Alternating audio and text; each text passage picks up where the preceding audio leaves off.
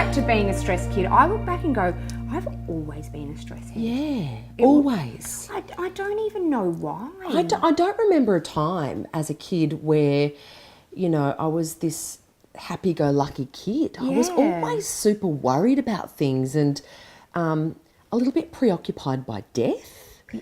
Were you like that? Yes. Yeah. I spent most of my life worrying that my grandpa was going to die. Oh. Like, honestly. And then people around me die. I would worry about stuff like that. And I got so obsessed with touching wood. If I'd have a thought, I'd go, touch wood, touch wood. Wow. Like, obsessive, bit weird. And I had to go cold turkey on touch wood because I was touching wood like 24/7. Oh, I remember. So you weren't that crazy, were you? No, but I found this old book. It was a kid's book, and it was like an encyclopedia of various things. And under N, it was, you know, nuclear war.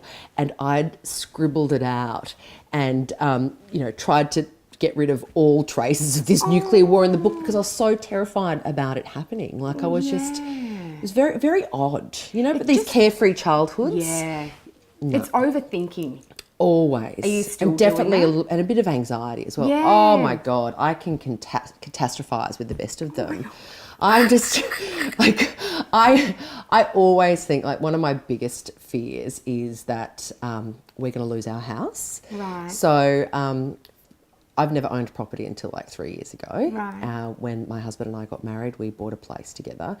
And, you know, I think because I spent so much time living in caravan parks and house commission houses, and then, you know, moving between share houses when you know you're single and that type of thing. I probably would have lived in maybe 50 different places over the years. Oh my goodness, God. So now I've finally got this foundation, this kind of these bricks and mortar around me. Not that I own it, but you know, somewhere kind of safe.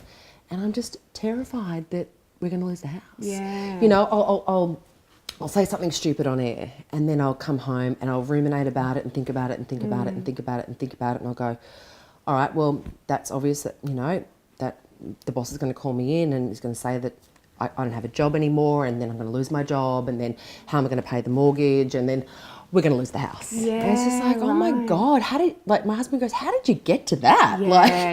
What is going on in that brain of yours? And you just... That's what I kind of love about him, because he's so logical and sensible and pragmatic. He just goes, you're nuts. You need to pull it back. Yeah. But it's funny if you're left with your own thoughts. Where they can take you. Oh, man. But that goes back to, you know, it's something happens when you're so young and then that decision's made and then you live out your whole, which you would have done a million times with your counsellor and stuff. You live out your whole life with that decision you made as a 5-year-old. Yeah. So then if a little bit of shit goes wrong when you're that young, it takes a lot of undoing. I know. And a lot of work to go. So you're actually not going to therapy. lose your house, you know?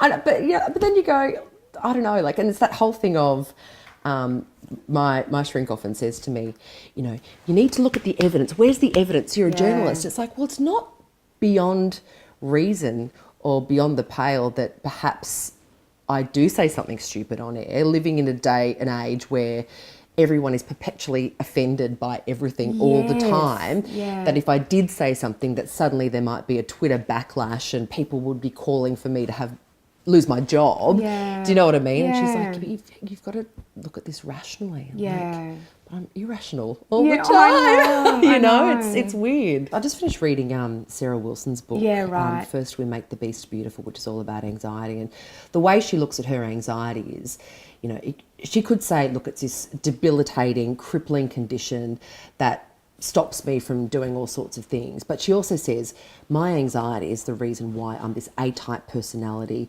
who is fastidious with research, who is such a perfectionist. This is why she's gone on to have a best-selling book. Do you know what I mean? So there's flip sides to everything, and it's always where you shine the light. You know, and which side of the coin you choose to look at. Totally. Your best is always your worst too. Like I'm hyper-focused, which drives my partner crazy, but then sometimes it's like, that's the best thing ever, because it's like, we want to do this, it gets done, you know, but then he'll be trying to talk to me and I can't hear him, you know. Really? Yeah. Oh, wow. Hyper focused. I've been talking to my counsellor about it because I'm like, it's actually starting to be a pain in the ass because I can't.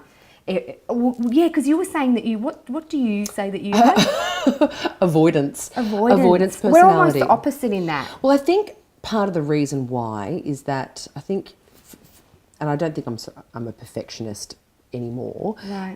But I'm still sort of driven a little bit by perfectionist kind of ideas, and if I don't do things perfectly, I can't do them at all. Right. So I'll put things off and I'll procrastinate because I can't just do it perfectly. Yeah, okay, yeah. Jessica Rowe has actually been brilliant with sort of just going, you just need to do it, just bash it out, just get it done, you know. Right, And sometimes, you know, what sort of drives me is this, you know, this kind of ability to do things really, really well, but also the pressure to do things really, really well can also paralyze me into inaction.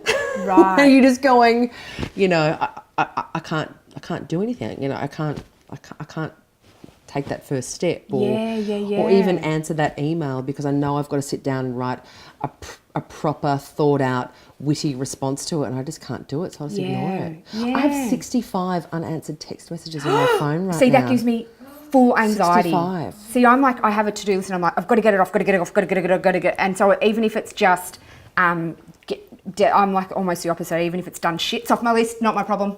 Oh, see, I wish I could be like that. No, I wish but I then could you just go, do it. I can't go to bed without going, oh, I didn't get that off my list. I didn't get that off my list. But I just have this constant sense of, you know, foreboding over me that I've got this stuff to do, and that people will then think I'm, you know, just shit at what I do and flaky because I haven't replied to an email or whatever, and it looks really rude if you're looking from the outside in. You're like, well, just get back to me. Yeah, just flicking an like it is insane. It's insane. Funny in our minds. Tom wrote this little card for me with "Just do it." I put it in my wallet, and he's like, "Stop thinking about it, just do it." Yeah, Nike, babe. Yeah, I know. Yeah. I know. I wish I could be one of those people that does lists and gets things done quickly, but I just get in my own way so much. I need to work on that. I need to work on it. This feels like a therapy session. I know. I'm so sorry. You're going to go out here all stressed.